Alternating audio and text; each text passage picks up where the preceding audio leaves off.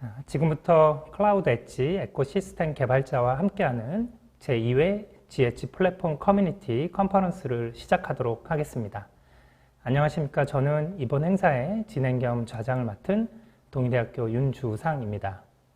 오늘 개최하는 행사는 작년 12월에 1회 GH 플랫폼 공개 컨퍼런스를 온라인으로 진행하였으며 그때 GH 플랫폼 공개 소프트웨어 버전 1을 공개한 바 있습니다. 이번 행사를 통해 저희 GH 플랫폼 공개 소프트웨어 버전 1.5를 공개할 예정입니다. 또한 이번 행사는 1회 행사와 조금 다르게 정부 지원을 통해 현재 개발 중인 클라우드 연계형 엣지 컴퓨팅 기술과 관련된 다양한 기술 소개와 지금까지 개발된 결과물을 공유하는 그리고 공개하는 자리를 함께 마련하였습니다. 이번 행사를 통해서 저희는 엣지 컴퓨팅 기술 개발 역량을 집결하고 기술 수요자의 니즈를 수용 그리고 반영함으로써 국내 엣지 컴퓨팅 생태계 구축 및 활성화를 이루어낼 수 있도록 이 행사를 준비하였습니다. 오늘 발표는 온라인으로 참여하시는 모든 분들에게 유익한 정보를 제공할 수 있을 것으로 기대하며 본 행사를 시작하도록 하겠습니다. 본 행사는 키노트 발표 1건, 기술 소개 및 결과 공유 발표 6건이 준비되어 있습니다. 발표 중간에 질의가 있으신 분은 온라인 채팅창을 통해 해주시면 되고요. 실시간으로 채팅창을 통해서 질의에 대한 답변을 드릴 예정입니다. 추가적으로 답변이 필요한 경우 발표 이후 발표자를 통해 답변을 드리도록 하겠습니다. 저희 발표에 앞서 우선 클라우드 엣지 컴퓨팅 R&D 기획 당시 총괄을 해주신 과학기술정통부 김영철 PM님의 축사를 듣도록 하겠습니다.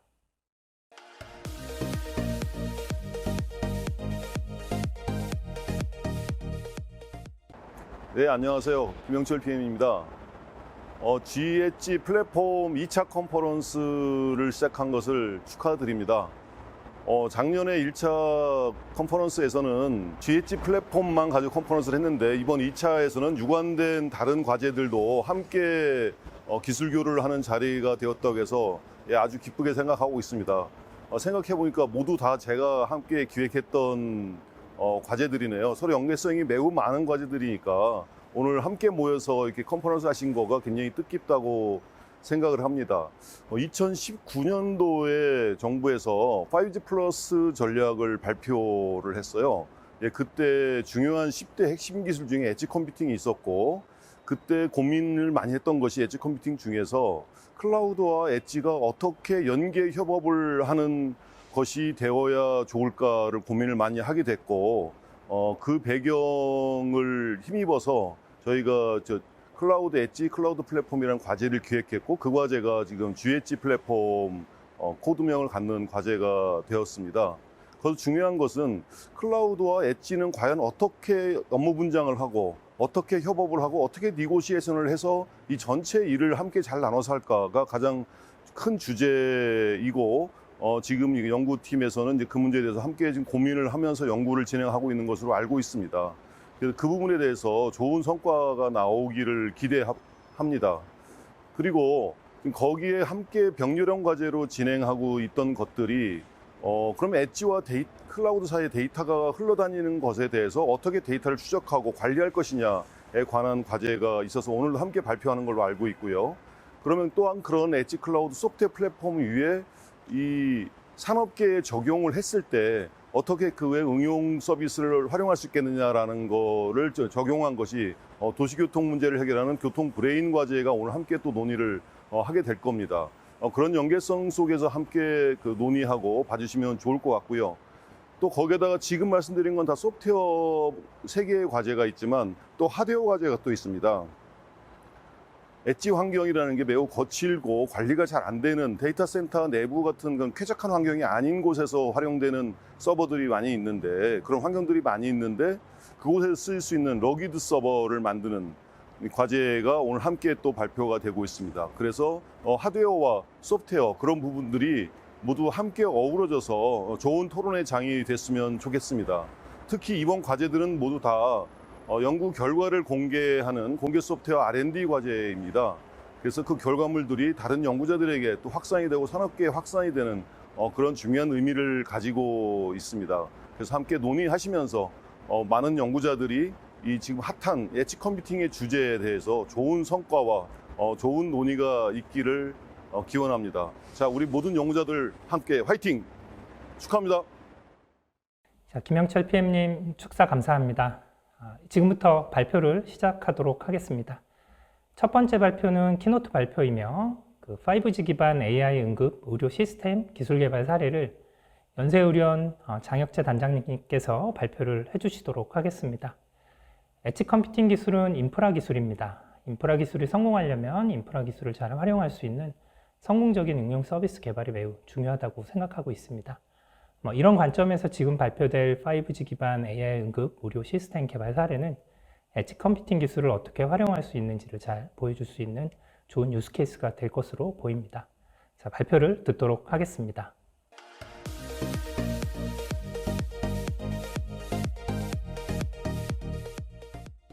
안녕하십니까. AI 기반 응급의료 시스템 개발 사업단장 장혁재입니다. 지금부터 30분 동안 저희가 개발하는 응급상황 전 단계 정보를 연결하는 복합 지능 5G AI 스마트 응급의료 시스템 개발과 관련해 말씀드리겠습니다. 저는 임상의료 현장에서 일하고 있는 의료의 수요자입니다. 이러한 의료 수요자 입장에서 볼 때 현재까지 해결되지 않고 있는 큰 문제는 응급의료입니다. 잘 아시는 것처럼 응급의료라는 것은 누구나 응급상황에 처할 수 있는 부분이겠고, 신문 지상에서 흔히 보듯이 여러 병원을 전전하다가 살 수 있었던 환자가 사망하는 일들이 2020년 현재에도 비일비재하게 발생하고 있기 때문에 이러한 문제점을 해결하는 것은 의료 수요자에게는 굉장히 높은 희망이자 또 필요성을 가지고 있는 숙제입니다. 이러한 문제를 해결하는 데 있어 사실 기술이라는 걸 개발하는 방법은 어떤 혁신적인 기술이 나와서 그 기술을 바탕으로 도메인에 순차적으로 적용해가는 방식도 있지만, 또 어떤 도메인의 필요성에 의해서 기술들을 사용할 수 있는 기술들을 조합해서 어떤 결과물을 만드는 방식도 있습니다. 저희는 의료 현장에서 출발해서 이러한 문제를 해결하고자 응급 상황이 처하게 되면 환자가 쓰러져 있거나 자신의 상태를 제대로 설명할 수 없는 경우에 치료를 위한 정보를 획득하는 부분이 필수적이라고 판단돼서 지금부터 몇 년 전에 일상 속에서 바라본 사람들은 개발 모두 운영하였습니다. 평범해 보이지만 사실은 눈에 보이지 않는 만성질환, 알레르기, 수술병력, 장기이식 등에 의한 위험을 보유한 경우가 많습니다. 만일 이러한 공공장소에서 누군가에게 응급상황이 발생한다면 어떻게 될까요?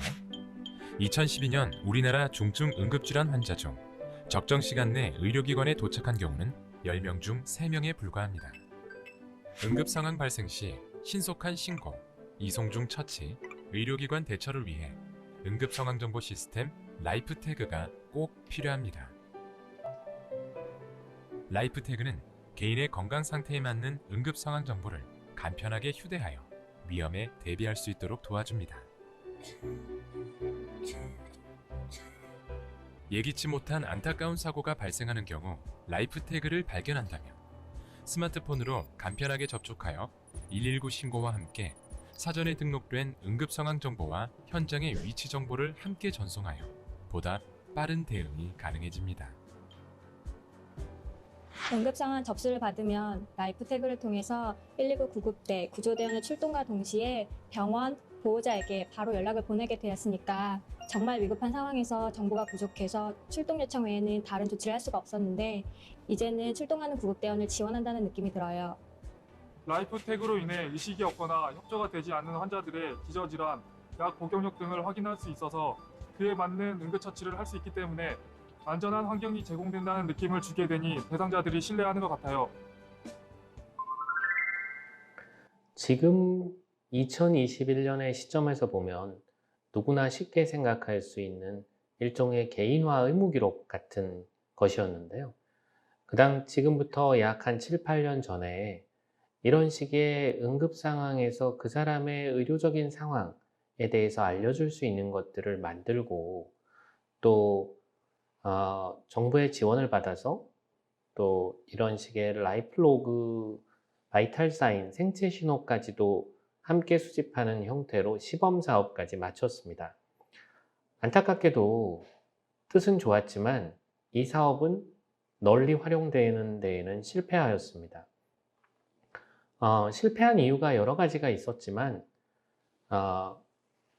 환자 단 입장에서 보면 이런 식의 라이프 태그라는 어떤 형태의 디바이스를 늘 휴대하고 다녀야 되는데 그거를 갖고 다닐 수 있는 동기를 부여하는 데 실패했다는 측면도 있지만 사실 가장 큰 실패의 이유는 응급 상황에 대처하는 구급대원들이 이러한 정보를 알기 위해서 별도로 스마트폰을 꺼내서 조회한다거나 이런 일 없이도 환자의 정보를 손쉽게 얻어내고 또 이런 일들이 본인들이 구급대원들이 일하는 업무 부담을 덜어줄 수 있는 형태여야 된다는 걸 알게 됐습니다.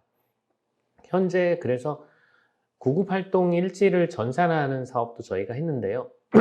그렇지만 여전히 구급대원들이 워낙 긴박한 현장에서 일을 하기 때문에 어떤 의료 정보를 자동화된 프로세스로 수집하는 데는 여전히 한계가 있다는 걸 알게 됐습니다. 또한 우리가 응급 상황에서 대처하고 있는 스테이크홀더들이 상황실, 구급대 응급의료센터, 그리고 응급의료센터를 모니터링하는 중앙응급의료센터라고 치면 지금 아까 보셨던 부분은 1번, 119 구급대만 취해서 사용하게 되는 것이지 해당 정보가 119 구급대의 정보가 응급의료센터로 전혀 전달되고 있지 않습니다. 또 119 종합상황실에서도 현재 119 차량의 출동 상황을 트래킹하기는 하지만 그 차량에 어떤 환자가 타고 있는지 환자 상황에 대한 모니터링은 할 수 있는 방법이 없고 따라서 응급의료센터 입장에서는 병원에 환자가 도착한 이후에나 허겁지겁 대처를 하는 상황이 됩니다. 따라서 응급의료센터 입장에서도 받을 수 없는 상황에서 환자를 받게 되는 경우가 많게 됩니다. 따라서 본 사업은 응급 상황에서 아까 보셨던 것처럼 응급의료 상황에 참여하고 있는 모든 주체들에서 수집되는 정보들이 모두 연결이 될 수 있도록 클라우드와 5G 망을 사용해서 정보를 연결하고 구급대원 한두 명이 모든 종류의 응급 상황에 대응해야 된다는 점을 감안해서 구급대원을 도울 수 있는 AI 어시스턴트를 개발하고 응급 상황에 수많은 5G AI 기술들이 응급 상황에서 유효성을 입증하지 못하기 때문에 그래서 실용화가 되는 것에 실패하기 때문에 실증을 통해서 법과 제도 정비에 대한 공감대까지 마련하는 것을 사업 목표로 하였습니다. 본 사업을 통해서 개발되는 시스템을 통해서 아까 언급드렸던 것처럼 환자의 이송 시간을 줄이고 중증 환자를 소생시킴으로써 우리나라의 최저 응급 의료 서비스를 제공할 수 있는 어떤 기술적 대안이 되고자 하였습니다. 저희 사업단은 보시는 것처럼 약 8개의 전문 기업과 4곳의 출연연 그리고 의료기관 4곳이 참여하여 시스템을 개발하고 있습니다. 각각 각 단계를 연결하는 인프라 구축의 전문 기업, 또 데이터 획득, AI 기술 개발들의 전문 기업과 병원들이 과기부나 복지부, 소방청 등과 함께 사업단을 구성해서 사업 내내 관련된 기관 주체들과 협의를 이어가며 시스템을 개발하였습니다. 먼저 전 단계의 정보를 연결하는 인프라입니다. 보시는 것처럼 구급대원들은 사실은 구급 처치를 하느라고 바쁘고 구급 처치를 하느라 바쁘기 때문에 구급 차량 안에서 발생하는 정보들이 어찌 보면 가장 중요한 정보들인데 그런 정보들이 다 유실되고 있습니다. 사실 그런 정보들은 현재 구급대원들이 의료기관에 환자를 이송한 이후에 기억을 더듬어서 작성하거나 혹은 본부로 돌아간 다음에 작성하기 때문에 정확성도 떨어지고 또 실시간으로 전달될 수 없는 정보들이 모두 유실되는 문제점을 갖고 있습니다. 응급의료기관에서도 응급의료기관에 도착하기 전 정보들을 받아야 되는데 그럴 수 있는 툴이 없었죠. 그래서 보시는 것처럼 구급대원들이 작성하는 구급활동 일지를 자동화하고 응급의료기관 내에도 키오스크를 설치해주고 이 두 개의 주체들을 모니터링하는 종합상황실과 중앙응급의료센터에서도 이렇게 전달되는 정보들이 실시간 전달돼서 모니터링할 수 있도록 하는 인프라입니다. 기술적 요소로 보면 구급 단계에서 구급 차량 안에 차량 안 상황, 그리고 구급대원의 발화, 그리고 설치된 장비로부터 수집되는 생체 신호 정보들이 병원 단계의 병상 정보, 의료인이나 자원들의 활용 가능한 것인지 여부, 또 여타 의료기관들의 가용 상황 같은 병원 단계의 정보와 함께 클라우드로 전달이 되고, 이러한 전달된 정보들은 처리되어야 되는 정보는 실시간으로 처리해서 엣지 클라우드에서 다시 AI 서비스 형태로 구급 차량이나 병원 단계로 넘겨주게 되고, 또 축적된 정보들을 분석해서 엔진을 고도화하는 일은 또 다른 별도의 학습 클라우드에서 이루어지게 되는 식입니다. 이를 통해서 현재 우리가 요즘 와서는 보이스 EMR 같은 형태들도 많이 사용이 되는데요.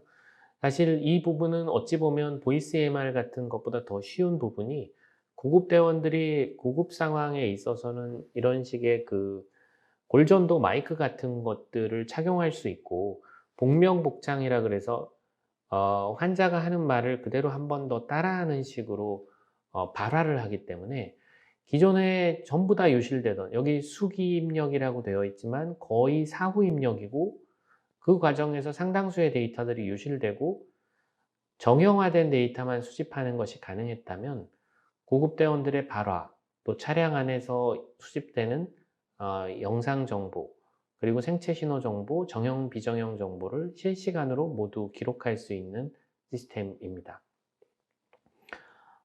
클라우드의 경우에는 아까 이제 정보를 수집하는 것과 서비스를 하는 부분이 함께 일어나야 되는 부분이기 때문에, KT의 통신사의 엣지 클라우드를 통해서 정보가 수집되고 처리되고 다시 차량으로 서비스를 제공하는 형태로 되어 있고요.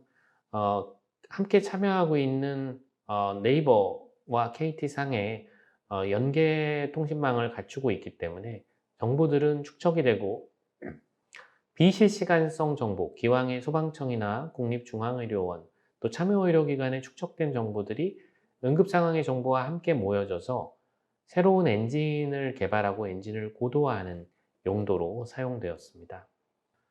이러한 5G 망을 이용하는 실시간 정보 수집은 5G 통신망이라고 하는 것이 대용량의 정보를 또 이동하면서 실시간성으로 정보를 전송하고 처리할 수 있는 능력을 가지고 있는 통신망이기 때문에, 응급상황과 같이, 또 이동하는 차량 안에서와 같이, 또 영상과 같은 대용량의 데이터를 처리해서 그 환자의 상태를 해석하고 서비스를 제공할 수 있는 형태가 필요한 이러한 상황이 5G 서비스의 가장 적합한 프로토타입이 될 수 있다고 판단돼서, 저희는 5G 통신망을 기반으로 앞서 언급드린 KT의 엣지 클라우드로 데이터를 전송하고 영상을 포함한 음성 및 생체 신호 데이터를 전송하는 형태로 클라우드를 구축하였습니다.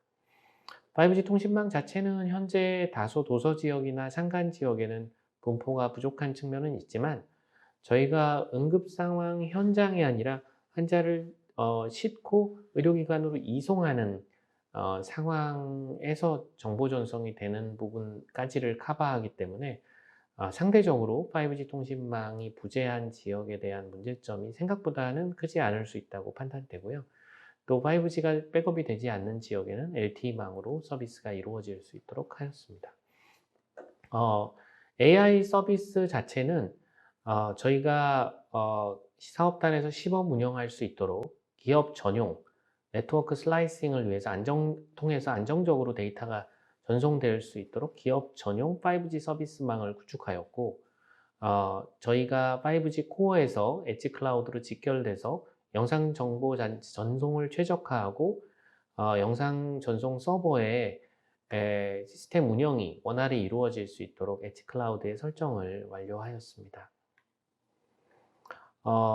학습 클라우드와 관련해서는 이 의료 서비스가 이루어져야 된다는 점을 감안할 때 여러 가지 인증 절차를 통해서 단지 그 VM 자원이나 스토리지나 네트워크의 설정뿐만이 아니라 보안이라는 부분이 철저하게 준수되는 클라우드 시스템을 채택하였고요. 보시는 것처럼 실시간 정보 수집은 공통 플랫폼에서 통합 데이터 스토리지로 데이터가 넘어가고 저희가 만든 통합 데이터 관리 프로그램에서 다양한 학습 데이터들을 의료기관 서버로부터 함께 전송을 받아서 학습 데이터를 처리할 수 있도록 클라우드 시스템을 구축하였습니다.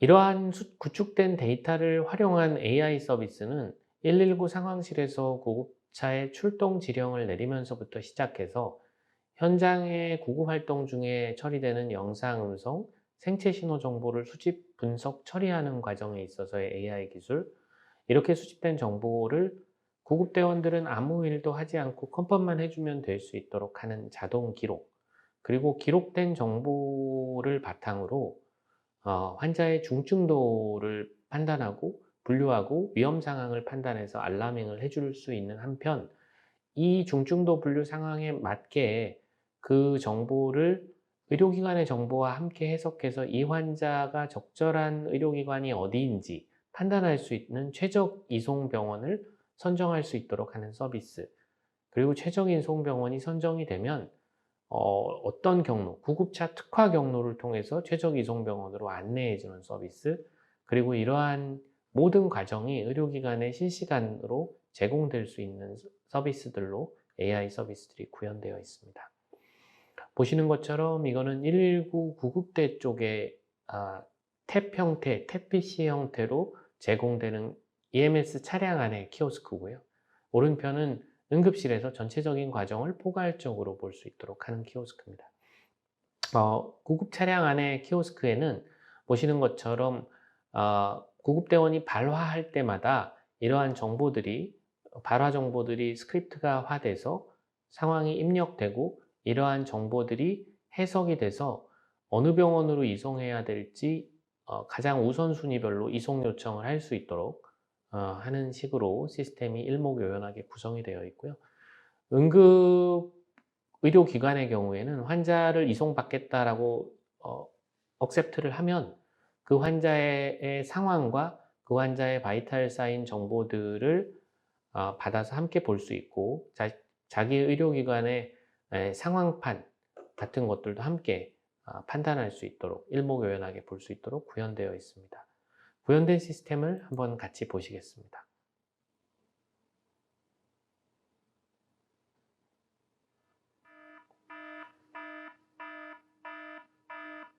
네, 119입니다. 갑자기 남편이 쓰러지더니 숨을 안 쉬어요. 어떡해요? 제발 빨리 좀 와주세요. 응급 환자 발생. 즉시 현장 출동 바랍니다. 1분 1초가 긴박한 응급 상황. 환자를 살리기 위해서는 환자 상태에 맞는 응급 처치와 병원으로 신속히 옮겨 골든타임을 확보하는 것이 무엇보다 중요합니다.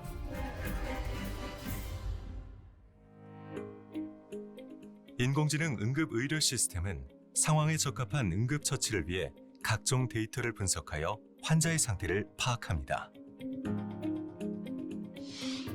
우선 구급차 안에 있는 2대의 카메라와 고성능 마이크를 통해 환자의 심전도, 혈압, 맥박 등의 생체 데이터와 음성, 영상 데이터를 클라우드에 있는 AI 응급 의료 시스템으로 초고속 전송하여 인공지능으로 분석을 시작합니다. 구급차에 있는 EMS 키오스크를 통해 분석된 환자의 중증도를 기반으로 구급활동 표준 가이드를 제공하여 구급대원으로 하여금 적절한 초기 응급처치를 할 수 있도록 지원합니다.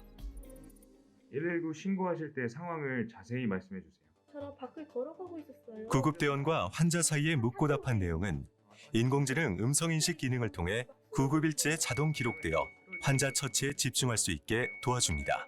신고하시는 거예요. 너무 놀라가지고 119가 불렀습니다. 평소 환자분이 앓던 질환이 있었나요? 고혈압이 있어요. 119가 도착하기 전까지 심폐소생술을 하셨나요?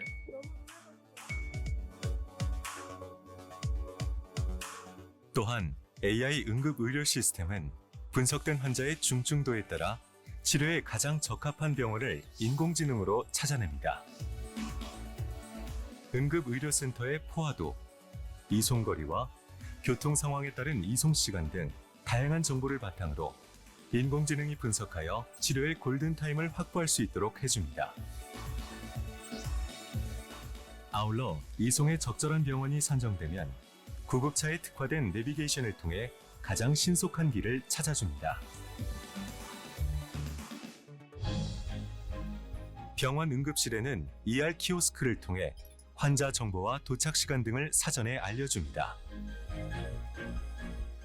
응급의료진은 이 ER 키오스크를 통해 환자 상태를 미리미리 파악하고 환자가 도착하면 적합한 치료를 지체 없이 시작할 수 있도록 사전 준비를 시작합니다.